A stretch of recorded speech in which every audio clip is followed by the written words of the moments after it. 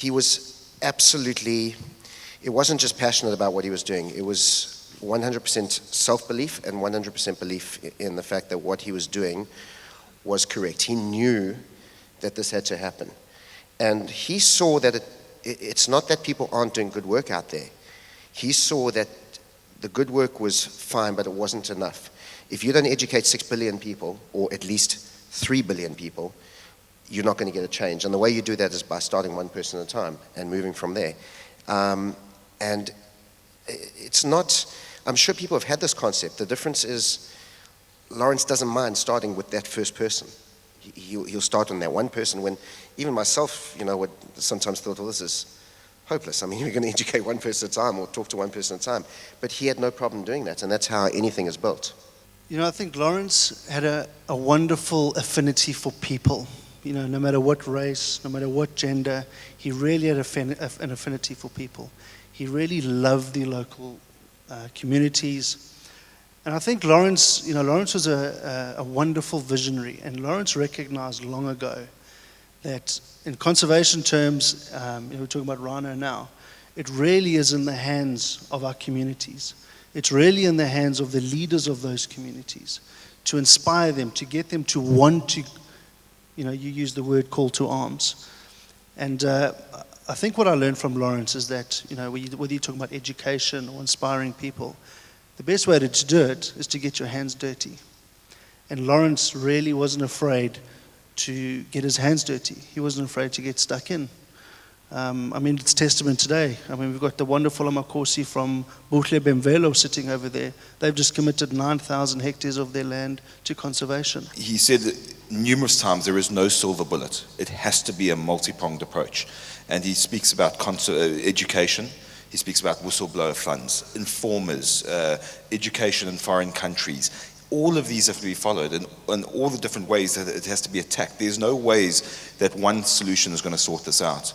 But if everyone gets on board in different sectors, you've got guys who can help with education. You've got guys like Vince who can help with areas like bringing that helicopter in, which is fantastic. You've got guys like Enforce in the room with us tonight we're working closely with Lawrence on possibly some kind of whistleblower fund and informers getting into the areas and all of that. All of these things brought together by commerce and industry, and that could work.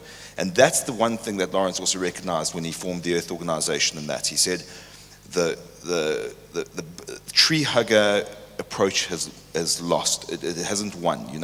You can't alienate industry and commerce.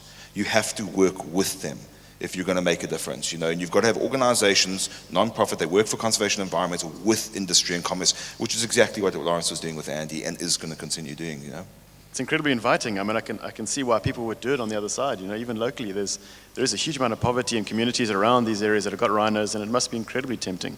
And it does just show that there has to be, like they're saying, a multifaceted approach. That temptation's got to be taken away. This was the last rhinos. Lawrence and I worked very closely with it, but it's very much Lawrence's book.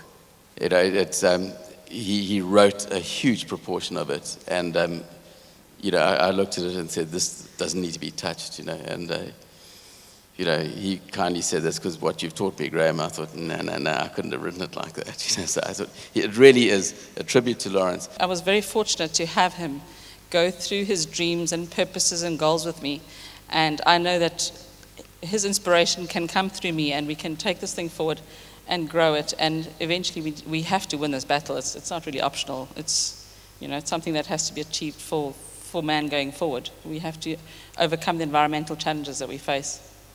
I've been fortunate in my rugby days to have traveled the world playing rugby, and in traveling the world you meet a lot of people. You meet certain celebrities, statesmen, kings, queens, politicians, you name it. And often people say to you, if it was your last dinner, who would you have? And of all the people that I've met in the world, there's no doubt, if I had to count, if I had 5 invites to my last dinner, Lawrence Anthony would have been one of those 5. And I think he is a tremendous man. He's an inspiration to a lot of people. And you've seen here on this stage tonight the difference that he's made in people's life, but was installed in the people that are sitting up here that will carry on that legacy. And that's the most important part. Days go by.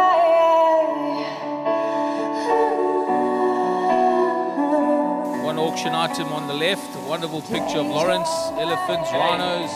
Well, let's start with 20 grand.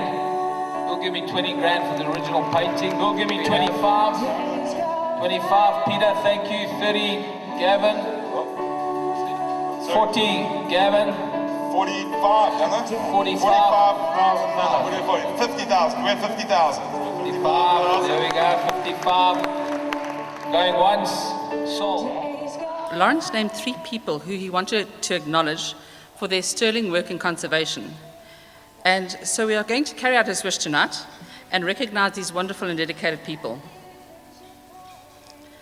The first person is J.P. Rue from the Hawks. JP's been fighting the scourge of rhino poaching, arresting poachers, and is an honest, hard-working policeman who is fighting the cause for all of us. Accepting the award on behalf of JP tonight is Vusi Gameri, the Game Reserve Manager of Tulu Tulu. Dr. Dave Cooper was one of those people who Lawrence could always turn to when there was a wildlife problem that must be solved. Please help us to acknowledge Dr. Dave Cooper. For his bravery and unwavering support of Lawrence's efforts to rescue the northern white rhino, please help me to welcome JP onto the stage. This is just a great evening. You know, it's really what Lawrence would have wanted, the people getting involved, learning more about conservation, learning more about what's happening on the planet, about the rhinos, and it's the release of his book, you know, which is the most exciting thing. I think between the various individuals that are working on these projects and were working on these projects before he passed, we are definitely banding together. Nothing is going to be dropped, nothing is going to be abandoned, and we're going to, achieve the targets that Lawrence set out as best as we can. This is going to be a top bestseller, The Last Rhinos, yeah. On top of that, it's a subject of actuality, obviously, but this book is absolutely amazing, absolutely magnificent. Good.